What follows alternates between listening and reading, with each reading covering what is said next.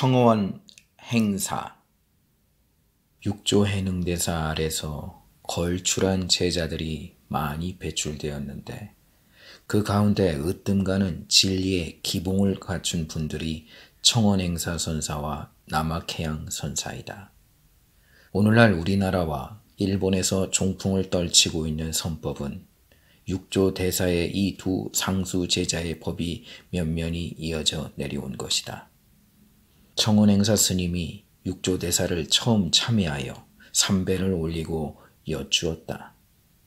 어떻게 해야 계급에 떨어지지 않습니까? 그러자 육조 대사가 도리어 물었다.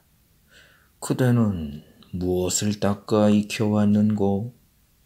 성인의 법도 행하지 않았습니다. 그러면 그대는 어떠한 계급에 떨어졌던고? 성인의 법도 오히려 행하지 않았거늘 어찌 계급이 있겠습니까? 육조대사가 매우 흡족히 여기어 행사 스님을 제자로 봉하였다.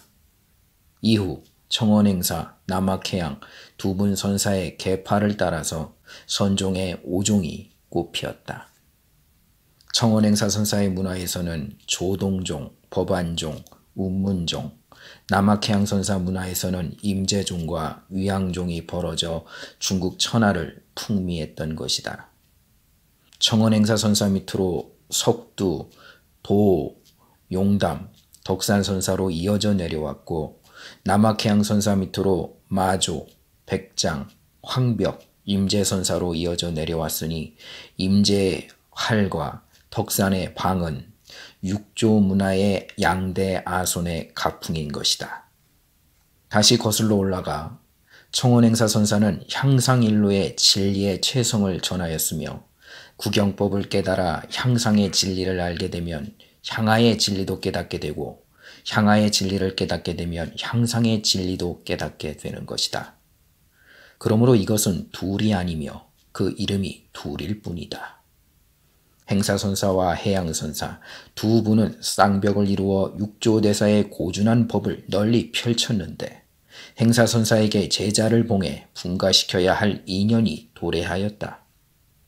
하루는 행사선사가 제자 석두스님을 시켜 해양선사에게 편지를 보내면서 일렀다. 네가 해양선사께 가서 이 편지를 전해드리고 돌아오면 무딘 도끼를 주어 분가시켜서 다른 산에 주하게 하겠다. 석도스님이 여러 달을 걸어서 해양선사 처소에 이르러 인사를 올리고는 전하라는 편지는 올리지 않고 대뜸 여쭈었다. 모든 성인을 사모하지 않고 자기의 영도 중요시 여기지 아니할 때는 어떠합니까? 갑자기 이러한 일문을 던지니 해양선사께서 물었다. 그대는 어찌하여 향상의 진리만 묻고 향하사는 묻지 않는고? 그러자 석도스님은 수억만 년을 생사의 바다에 잠길지언정 모든 부처님과 성인의 해탈법은 구하지 않겠습니다. 하고 자기의 소견을 고집하였다. 이 말 끝에 해양선사는 돌아앉아서 상대하지 않았다.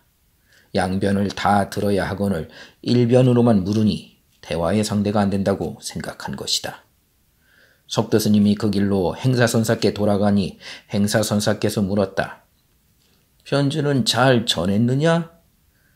편지도 전하지 못하고 신도 통하지 못하였습니다.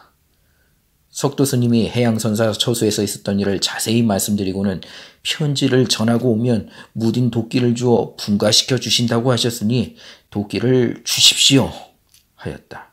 그러자 행사선사가 아무 말 없이 발을 들어 보였다. 석도스님은 일어나 큰절을 하였다. 행사선사는 석도스님에게 법을 전하여 남학산에 주하게 하였다. 무딘 도끼를 달라고 하는데 왜 한 발을 들어 보였을까? 또 발을 들어 보이는데 왜 일어나서 큰절을 했을까? 여기에 관한 설명은 다음에 기회를 보기로 하자. 또 한 번은 신의 스님이 육조대사 해하에서 수행하다가 하루는 청원행사 선사를 참여하니 선사가 물었다. 그대가 어디서 오는고? 조계에서 옵니다. 조계에서 온다면 조계의 참 소식은 가져왔는가? 이에 신의 스님이 앉아있다가 몸을 털고 일어서자 행사선사가 말했다. 그것은 조계의 참 소식이 아니다. 깨진 기와장 조각에 불과해. 그러자 신의 스님이 다시 물었다. 그러면 사람에게 징금을 주신 일이 있습니까? 설사 있다고 한들 그대가 어느 곳에서 취하려 하는고? 여기에서 신의 스님은 그만 말문이 막혔다고 한다.